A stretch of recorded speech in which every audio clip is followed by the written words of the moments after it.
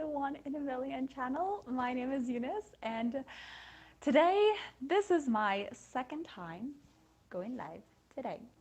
So if you guys joined me on my first live, then bear with me because this rush of energy is coming through and I don't want to stop it. I just want to allow myself to get it out there. And so it is already in the electrosphere. I've been asked multiple times about like what is my manifestation process, and how do I manifest. And oftentimes when I receive questions like that, I try not to answer like exactly the what that I do, because I believe that the what that I do on a day-to-day basis, there's actually there's really no consistency in it. Some days I will go out for a walk, some days I will do a swimming meditation. I like to go to the pool and just think about stuff. Sometimes I play with my dog to relax. Sometimes I meditate, and sometimes I meditate for 5 minutes, and sometimes I meditate for an hour. And because there's no consistency in the things that I do, I realize when it comes to manifestation, it's not about having an exact process. I realize that there's actually something more to it. And so today I want to talk about what is the thing. I'm going to be sharing 3 shifts with you to help you understand what makes your manifestation clicks, because the things that make me click is probably not the same as what makes you click. And so my full intention for this video is to help you find what makes you click, what resonates with you. And if at any point anything that I'm sharing with you does not resonate, does not click with you, you feel like this does not help you, it's too free flowing, then you can just leave it. But take what you like, because that is your soul's way, that is your heart's way of saying, I like that, I'm gonna go with that. Shift number 1 is that, well, we were covering this just now, is that there's no exact process. So I think one of the reasons why us as humans, we like to ask other people processes, and we like to ask people what they do, is because if we see some kind of success in them, and we see that, what worked for them is working so well, what they're doing is working so well, then logically it would seem like if I do the same thing, then it should work for me too. Like if I, meditate 20 minutes in the morning, and then 20 minutes in the afternoon, 20 minutes at night, and then I do a bunch of affirmations and journaling, like if that worked for the other person, and in the beginning of the year they do a vision board, and if it works for them, then it's got to work for me as well. But then I realized that manifestation is the work of the heart. It's the journey of the heart.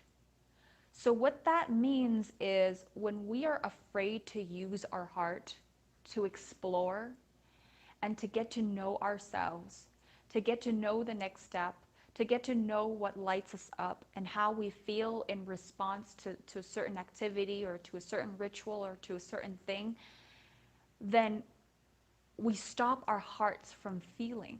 But our hearts are literally like magnets when it comes to manifestation.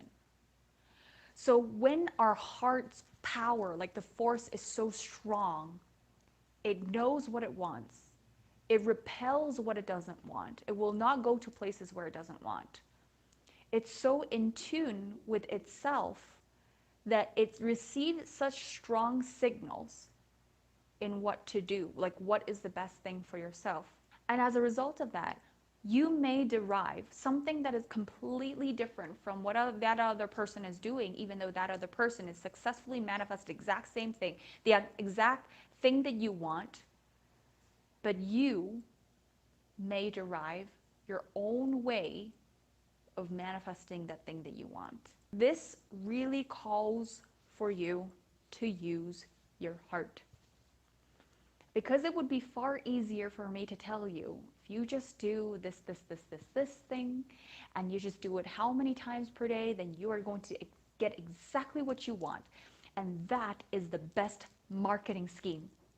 Like if I wanted to just get people to buy my program, and I were just to tell them, like, if you follow these exact steps, you're going to get exactly what you want, then that would be a false promise, because manifestation doesn't work that way.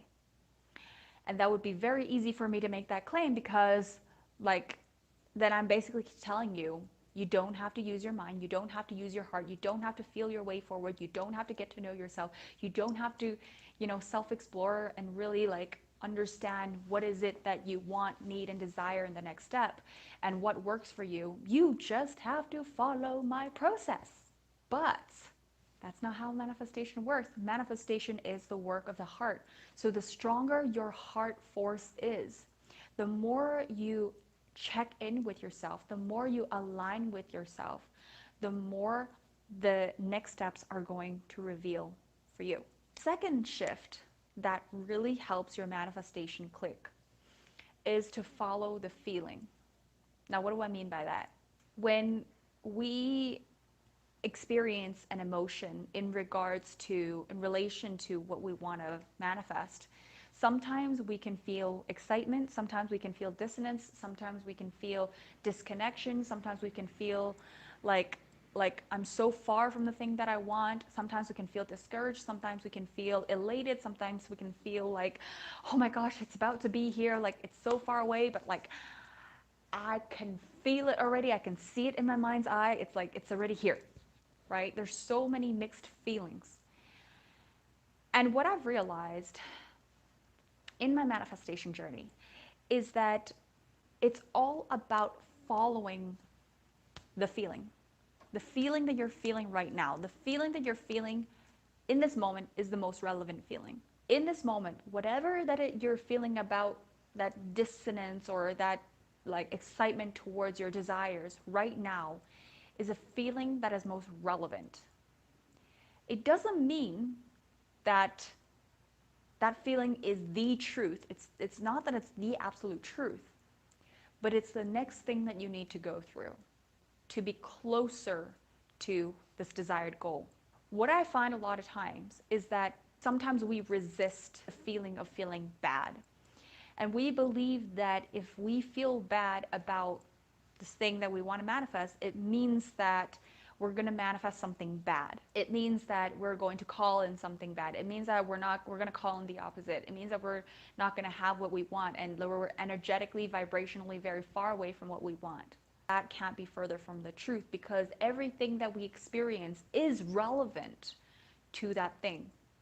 And so if it means that we need to work through something, if it means that we're feeling resistance because we feel undeserving, if it means that we feel like resistance because we feel unworthy or we feel like we don't know enough or we feel like we need to work harder or we feel like we are not in the position to earn this, we feel like we're not working hard enough, all these different feelings, they are the path through. And so we cannot bypass that. We cannot try to push that feeling away. We cannot just turn a blind eye on that feeling and just focus on the main desire and focus on the feeling of having it manifested. But we've got to follow the feeling. We've got to follow the cues of the feeling so that we know how we can walk through this resistance.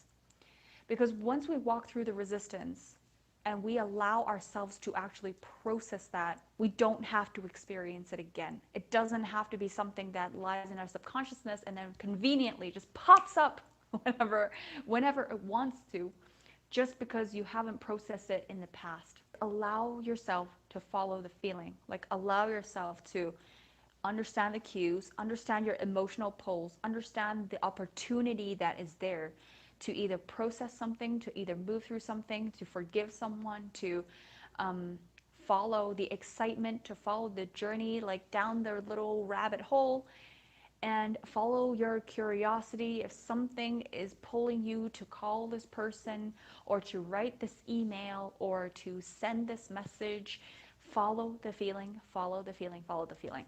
Now this leads me to my next point, which is manifestation is not about the ultimate thing. This big dream that you have about this picture, that this ideal picture you have of your desired goals, it's not the main thing. The main thing is the entire process. The main thing is the next thing. This concept really landed with me when I started living really present in my life, when I started really taking in the cues of what's next for me. What's next? What is just in the step just in front of me that I need to walk?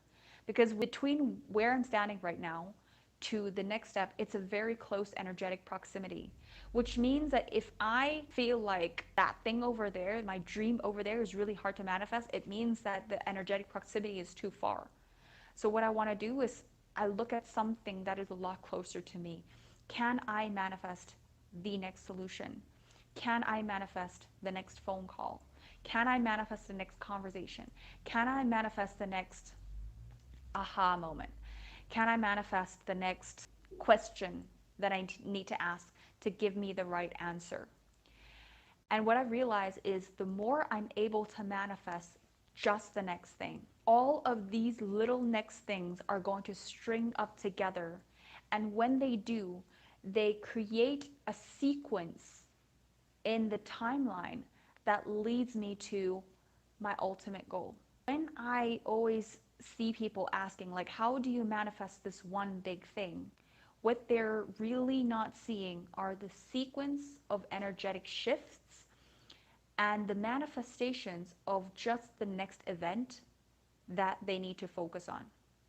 It's so easy to manifest like a free coffee. Why? Because it's in your close proximity. There probably is a coffee shop down the road. There probably is someone that feels generous today. There's probably someone that, there's probably like a promotion that, gives you a free coffee. There's probably like a stamp card that can help you manifest a free coffee. Like, who knows? It's close within your proximity. So allow yourself to manifest just the next thing, because the next thing is what counts. When you follow your feeling and your feeling leads you to the next thing, don't tell yourself, oh, this is too small, or this doesn't count. This is not the main thing that I want to manifest. The next thing is the main thing, because it's the thing that can happen right now. And the thing that can happen right now is what is being manifested. Allow the manifestation to happen, because in every single moment, if you allow yourself to manifest something, if you allow your desires to have its way, or your solutions to manifest itself, if you allow itself to come through, then each and every moment is that opportunity for that next thing to come through. And step by step, you won't even realize it. It can happen faster than you think. And when you look at that main goal, it's no longer the main goal anymore, because that main goal is only a step in the process. It's only a part of the process. It's only a result of all these little next steps strung up together that created this full picture of the thing that was manifested. So I hope that this resonated with you.